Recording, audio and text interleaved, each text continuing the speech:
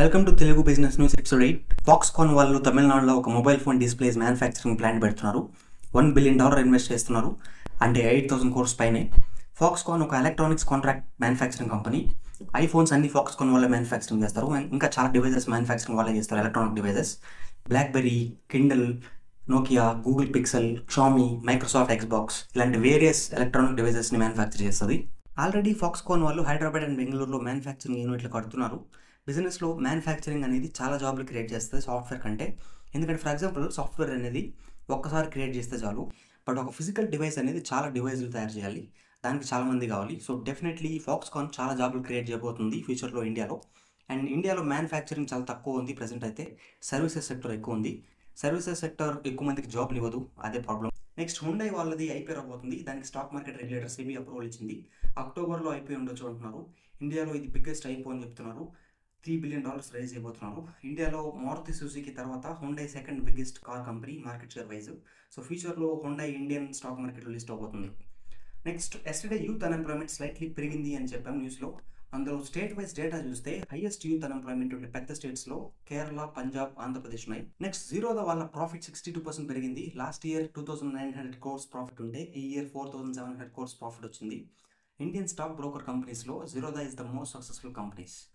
Next ఈ మధ్య రీసెంట్గా న్యూస్ చూసాం, సెబీ రిపోర్ట్ వాళ్ళు రివీల్ చేశారు. ఇండియాలో 93% ఎఫ్ఎన్ఓ ట్రేడర్స్ మళ్ళీ లాస్ అయ్యారు లాస్ట్ 3 yearsలో అని చెప్పి. ఇప్పుడు సెబీ చాలా స్ట్రిక్ట్ యాక్షన్స్ తీసుకుంటుంది ఎఫ్ఎన్ఓ ట్రేడింగ్ తగ్గించడానికి, వేరియస్ రెగ్యులేషన్స్ని పెంచి. మీరు కూడా తగ్గించేస్తే బాగుంటుంది ఎఫ్ఎన్ఓ ట్రేడింగ్ కంప్లీట్గా ఆపేస్తే, బికాస్ మోస్ట్లీ దాంట్లో సక్సెస్ ఉండదు. నెక్స్ట్ న్యూస్కి వెళ్ళే ముందు, మీరు మీ సొంతంగా కోడింగ్ నాలెడ్జ్ లేకుండా సింపుల్గా వెబ్సైట్ క్రియేట్ చేసుకోవాలి అంటే అది మీ బిజినెస్కైనా పర్సనల్ బ్రాండ్కైనా దేనికైనా తెలుగు టెక్ గురించి వాళ్ళది వెబ్సైట్ డిజైనింగ్ మాస్టర్ కోర్స్ ఉంది. దాని యాక్చువల్ ప్రైస్ 5,000 rupees, బట్ ఇప్పుడు ఆఫర్లో 1,000 rupeesకే వస్తుంది.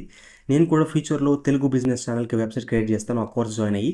సో మీరు కూడా జాయిన్ అవ్వాలంటే ఆ వెబ్సైట్ లింక్ కింద డిస్క్రిప్షన్లో ఇస్తాను, లేదంటే ఫస్ట్ వాళ్ళకి వాట్సాప్ చేయండి, నెంబర్ స్క్రీన్ మీద ఉంటుంది. నెక్స్ట్ ఇండియాలో most successful edtech startup physics వాళ్ళు కూడా ఐపీఓ ప్లాన్ చేస్తున్నారు. దాని ప్లానింగ్ జస్ట్ స్టార్ట్ అయింది. 2025లో మోస్ట్లీ ఐపీఓ రావచ్చు. ఐపీఓ అనేది కొంచెం లాంగ్ ప్రాసెస్.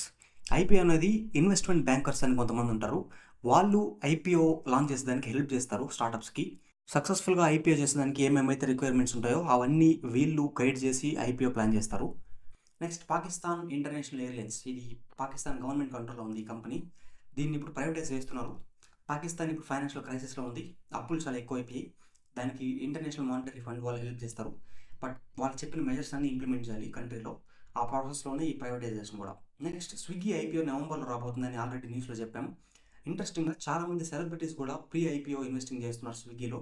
బాలీవుడ్ కరణ్ జోహర్, రాహుల్ ద్రావిడ్, జహీర్ ఖాన్, మాధురి దీక్షిత్ కూడా ఇన్వెస్ట్ చేసింది. నెక్స్ట్ పేటిఎం పేమెంట్స్ బ్యాంక్ లైసెన్స్ని క్యాన్సిల్ చేసింది ఆర్బీఐ జనవరి, ఫిబ్రవరి ఆ టైంలో. కొన్ని రెగ్యులేటరీ రిక్వైర్మెంట్స్ మీట్ అవ్వలేదు అని చెప్పి.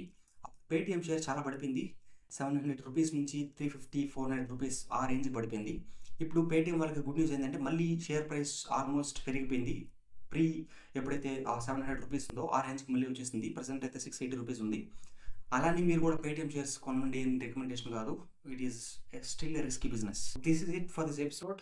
నెక్స్ట్ ఎపిసోడ్ మిస్ అవ్వకుండా చూడాలి అంటే subscribe to the channel. You know that you control me.